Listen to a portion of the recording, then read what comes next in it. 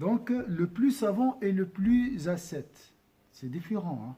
On peut être savant, mais pas ascète.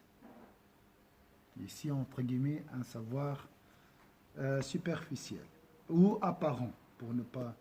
Les gens bénéficieront certainement de son savoir. Son professeur demanda, prédis-tu l'avenir? Non, lui dis-je, mais c'est Dieu qui m'a inspiré ces propos. Depuis, le professeur ainsi que le père de jeune Yahya, il s'appelle Yahya, l'imam al-Nawawi, si vous arrivez à retenir ces noms, c'est son prénom, hein. Yahya, mais son Nawawi, c'est son surnom, parce qu'il il est né à une ville qui s'appelle Nawawi, hein, Imam Nawawi. Prirent particulièrement soin de cet enfant et le laissèrent se consacrer corps et âme à l'étude des sciences religieuses. Nawawi était doté d'une mémoire surprenante. Mais ce n'est pas ça seulement sa force, on va voir plus tard. Il avait plus de 12 cours par jour. 12 cours par jour sur le Coran, le hadith, la sira, la langue arabe, le fiqh. Le fiqh, c'est la jurisprudence et autres sciences islamiques.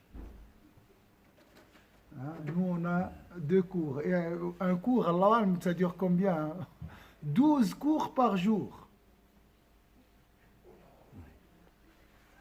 Il y avait les réseaux, hein, le foot. Il y avait le foot avant. Hein? Et on a dit, hein, il ne jouait pas avec les enfants. Et si tu le pousses à jouer, il commence à pleurer. À 10 ans. Regardez. Hein? Il finit d'apprendre le Coran vers la puberté, donc vers 14 ans. Et on maîtrisa rapidement les 7 lectures. Donc toutes les versions authentiques. Donc ça veut dire quoi les versions? Il y a des fois quelques différences au niveau des lettres. Je vous donne un exemple ou au niveau de la prononciation. Par exemple, chez les mêmes Sidi Warsh, on dit wadduha, ha. Chez Sidi Warsh, il dit wadduha. C'est un peu différent. Ça, donc le Coran est révélé avec ce dialecte connu chez les Arabes. 7 lettres, on dit. D'accord? Donc il a appris le Coran, il a maîtrisé rapidement les 7 lectures. En matière de hadith, il se consacra à l'étude des compilations de hadith, tels les Sahih de Bukhari et de Muslim, et autres compilations. Donc, compilation, vous comprenez, ça veut dire compilation? Donc, le Bukhari a rassemblé les hadiths. Comme on va voir ici, il y a beaucoup de hadiths et des versets. D'accord? Issa, on a commencé un nouveau livre. C'est Yusgur qui nous a proposé la lecture des Jardins des Vertueux. Donc, c'est la première leçon. Et de Muslim et autres compilations. Dans les fondements du droit musulman, Usul al-Fiqh, c'est les fondements de la jurisprudence, il étudia longuement les ouvrages de référence de l'époque. Il se plaisait aussi à fréquenter les plus grands savants de son époque, ayant ainsi un nombre impressionnant de maîtres et d'enseignants. Au-delà de l'aspect purement scientifique, c'était un homme doué d'une très haute spiritualité. Et ça, c'est la force de l'imam Nawawi. Très haute spiritualité. Il s'initia à la purification de l'âme et à la spiritualité auprès entre autres du même Marrakeshi qui décela en lui les capacités particulières. Donc il a dit, le Marrakeshi, qu'est-ce qu'il a dit à propos de ce savant? Il a dit, il est fort probable que ce garçon devienne l'homme le plus savant et le plus ascète. Ascète, ça veut dire la spiritualité, le détachement. Je ne sais pas s'ils vont mentionner, cet homme n'avait pas un lit. Il dormait comme ça. Et après, il se réveille. Il dit, astaghfirullah, j'ai trop dormi. Je me suis trop endormi. Pour lui, c'est comme s'il a fait un péché. 2 ans, il dormait toujours comme ça. C'est juste quelques somnolences. Hein, et c'est tout. Il était, comme on a dit, il était très attaché à la science. Il ne s'est pas marié. Il est resté célibataire. Et il est décédé à quel âge?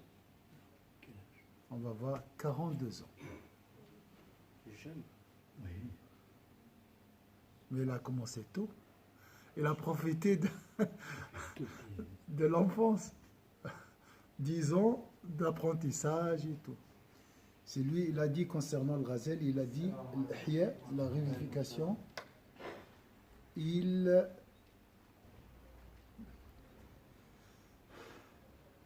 l'a considéré comme un Coran. Ça veut dire quoi? Pour lui, le livre de Ghazali, hein, c'est comme un Coran. Ça veut dire quoi comme un Coran? C'est un livre reçu à travers l'intuition. Écrit par l'intuition de l'imam al-Ghazali. C'est ça. Hein? Il a dit, il faillit être un Coran, comme il a dit. كاد الإحياء أن يكون قرآنا. Mais dans le sens où genre, il veut dire que c'est magnifique comme le Coran, mais c'est pas comme le Non, Coran. ce n'est pas un Coran. Il a dit, il faillit, on dit, il faillit être un Coran. Ça veut, dans le sens, il est reçu par la voie intuitive. Ah. C'est presque la certitude. Alors, on a dit la spiritualité, voilà. Peu à peu, grâce à son savoir et ses compétences multiples, l'imam al-Nawawi devint un juriste et un savant de hadith perspicace. Il était reconnu pour sa précision, sa mémoire, sa probité intellectuelle. Il devint ainsi un maître dans les différentes branches des sciences islamiques. L'imam al-Nawawi ne vécut pas longtemps, 45 ans, je m'excuse, je me suis trompé, 45 ans. Pourtant, il écrivit un nombre impressionnant d'ouvrages. Si beaucoup ne connaissent que cet écrit et le célèbre opuscule appelé communément les 40 hadiths de Nawawi, je vais vous montrer, Inch'Allah, demandez-moi la prochaine fois, je l'ai aussi. Il a écrit un autre livre si formidable, subhanallah, il s'appelle Les 40 hadiths de Nawawi. Il a choisi 40 hadiths, parce qu'il y a un hadith qui parle, celui qui rapporte 40 hadiths pour ma nation, qui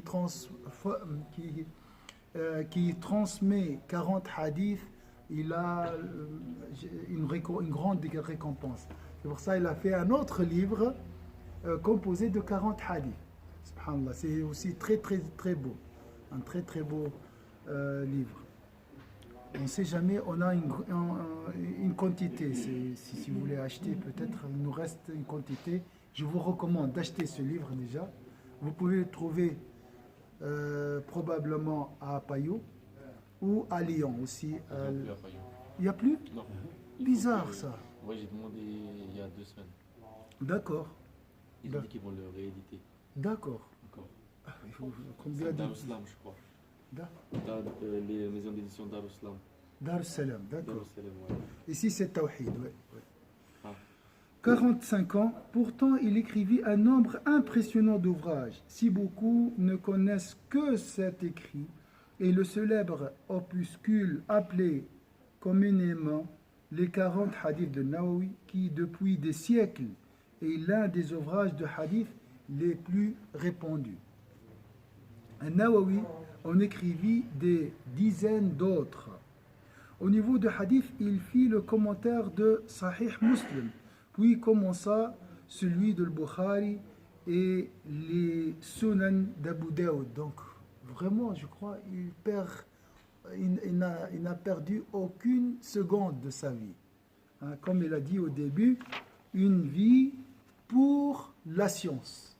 Ça me rappelle, mon frère Yves Troyan, il m'a dit, on vit pour apprendre. On vit pour apprendre. C'est simple. Hein? Il commença celui de Bukhari et les Sunan d'Abu Daoud. C'est un aussi, comme il a dit ici, compilation. Voilà, c'est aussi plusieurs ulama, ils ont rassemblé des hadiths. Hein? Puis il commença celui de Bukhari et les Sunan d'Abu Daoud, sans avoir eu le temps de les terminer. Subhanallah. Quant aux sciences du Coran, il rédigea un ouvrage consacré à l'éthique des mémorisateurs du Coran. L'éthique des mémorisateurs du Coran. At-Tibyan fi adab hafazat al-Qur'an. Considéré indispensable par ses pairs. On lui compte d'autres nombreux écrits faisant de lui une autorité de l'école shafi'ite au niveau du fiqh. C'est parmi aussi, comme il a dit ici, parmi les autorités. Donc c'est un pilier de la jurisprudence shafi'ite. Nous avons 4 courants de jurisprudence. La première, c'est l'école malikite. La deuxième, c'est l'école shafi'ite, hanafite, shafi'ite. Et à la fin, c'est l'école hanbalite. Et tous, ils sont dans le droit chemin.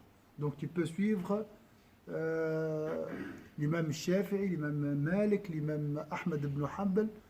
Inch'Allah, tous ils sont justes. Considéré indispensable pour ses pairs. On lui compte d'autres nombreux écrits faisant de lui une autorité de l'école shafi'ite au niveau du fiqh, mais aussi un maître dans la purification de l'âme et du cœur. Donc, comme il a dit, le plus savant et le plus ascète. Hein?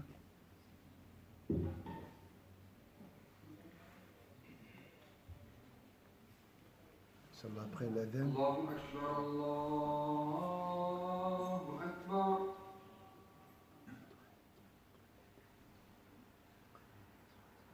Allahu Akbar,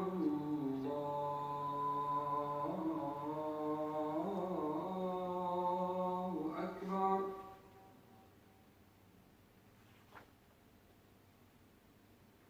Ashhadu an la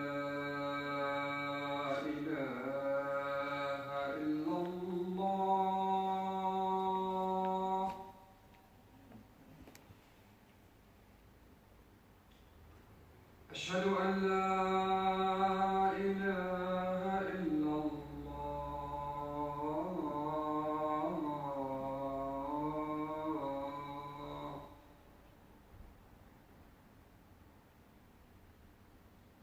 أشهد أن محمدا رسول الله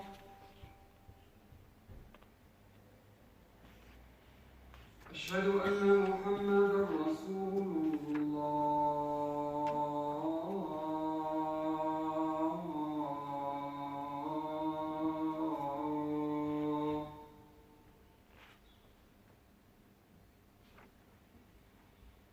حي على الصلاة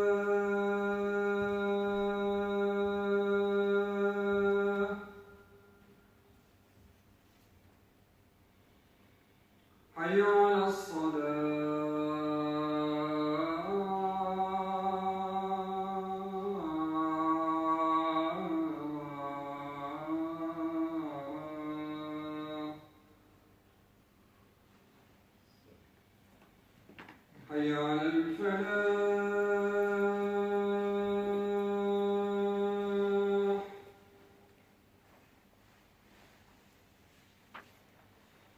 حي على الفلاح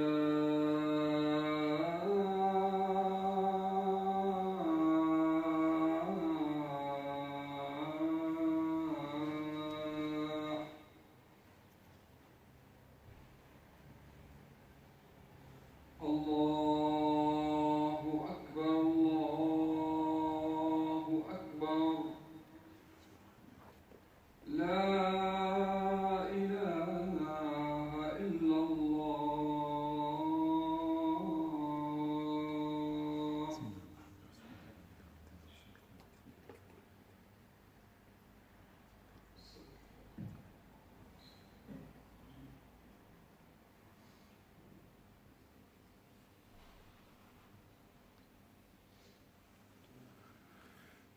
Voilà la suite. Il mourut avant de terminer le Bustan al-Arifin, le jardin des connaisseurs. Subhanallah, regardez la beauté de ce savant. Il parle toujours des jardins, le jardin des vertueux, les jardins des connaisseurs. Donc les connaisseurs, c'est les gnostiques. Là, c'est plutôt spirituel. Une compilation des paroles des grands maîtres de l'éducation des âmes. Ces œuvres devinrent ainsi les références dans tous les domaines traités. À l'âge de 34 ans, il alla à Damas pour enseigner à Dar al-Hadith al-Asharafiyya. Nawawi refusa toujours d'être rémunéré pour son enseignement. Regardez l'ascétisme. Subhanallah. Comment il vit, comment il mange. Considérant que son savoir ne lui appartenait pas et que c'était là son devoir et le sens de sa vie. Regardez la grandeur de cet homme, subhanallah. Subhanallah, les ulama disent, lorsque tu mentionnes le nom d'un savant, les anges descendent. Peut-être, bien sûr, nous sommes toujours, Inch'Allah, on t'aurait parlé, mais comme s'il y a des anges qui descendent lorsque tu mentionnes le nom d'un savant. Il vécut une vie simple à la lumière de la science et ne voyagea que pour accomplir avec son père le pèlerinage 3 fois dans sa vie. Pas de vacances. Nous, c'est la dépression. Hein? Même avec les vacances. Hein? 2 à la Mecque et 1 à Jérusalem, Al-Quds. Il ne prit même pas le temps de partager sa vie dans le mariage et resta célibataire. Donc c'est une exception. Mais c'est quand on se marie. Moi je sais que si on se marie, on accomplit la moitié de son dîme. Et du coup, ça veut dire qu'il n'a pas accompli la moitié de son dîme. Lui, il a complété sa religion. Il a ajouté une deuxième. Donc, je crois la femme va le freiner et ralentir son apprentissage. C'est pour ça, donc, elle ne va pas lui compléter la religion. Elle va... Dans son cas, donc, on n'est pas obligé de se marier en islam. Le mariage n'est pas obligatoire en islam. Il faut... Donc ça dépend le cas et ça dépend le besoin et la nécessité. Donc pour lui, il est occupé, il n'avait pas le temps. Célibataire et mena ainsi une vie d'ascète cheminant sur la voie d'illustres savants. Nawawi avait une santé fragile, plus particulièrement à la fin de sa vie. Voyons que son état empiré sur les conseils de Cheikh al-Marrakishi, peut-être c'est son maître ou bien son compagnon, il retourna peu avant sa mort dans son village à Nawa pour y mourir en 1278. un ouvrage particulier. Ça. Riyad al-Salihin, il s'appelle Riyad al-Salihin, est un ouvrage peu commun pour qui sait le lire. On reconnaît à travers sa lecture la maîtrise et le savoir du personnage. Tout y est étudié. La composition de l'ouvrage relève de l'expertise. L'ordonnancement de ces chapitres, ça c'est vrai, vraiment parfait et remarquable. La sélection des hadiths, savante. Enfin, la classification des thèmes nous fait voyager des œuvres du cœur en passant par celles du corps pour amener le croyant au dernier chapitre, à l'étape ultime. C'est quoi l'étape ultime? On a vu ça plusieurs fois. De son cheminement au paradis. À la simple lecture de la table des matières, c'est comme si l'imam al-Nawawi nous donnait une feuille de route et un mode d'emploi à respecter ici-bas afin de parvenir en toute quiétude à la béatitude et la demeure finale. Les jardins d'Éden, Jannat wa Adn, où coulent les ruisseaux. L'érudition de Nawawi est manifeste. Elle s'affiche clairement par le choix de l'intitulé des chapitres qui composent Riyad al-Salihin. Ainsi, ses avis juridiques, l'homme et d'obédience shafi'ite, apparaissent nettement sans être exprimés explicitement, et ce, à la seule lecture des titres et au choix des hadiths qui corroborent ses avis. Il y aurait tant à discourir sur la composition de l'ouvrage qui devait faire l'objet à elle seule d'une étude approfondie. Je me contenterai pour ma part de ces quelques propos.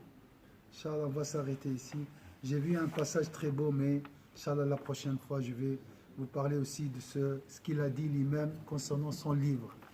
Ce n'est que le début. C'est l'introduction, c'est pour avoir une idée sur l'auteur. Et ça vous prend. Ouais, c'est joli, c'est très très beau. C'est un homme très très doux et très spirituel, très éduqué. أعوذ بالله من الشيطان الرجيم بسم الله الرحمن الرحيم والعصر إن الإنسان لفي خسر إلا الذين آمنوا وعملوا الصالحات وتواصوا بالحق وتواصوا بالصبر سبحانك اللهم وبحمدك نشهد أن لا إله إلا أنت نستغفرك ونتوب إليك سبحان ربك رب العزة عما يصفون وسلام على المرسلين الحمد لله رب العالمين. Inch'Allah, peut-être demain ou après l'Isha, je vais vous lire ce passage qui est très beau. Inch'Allah.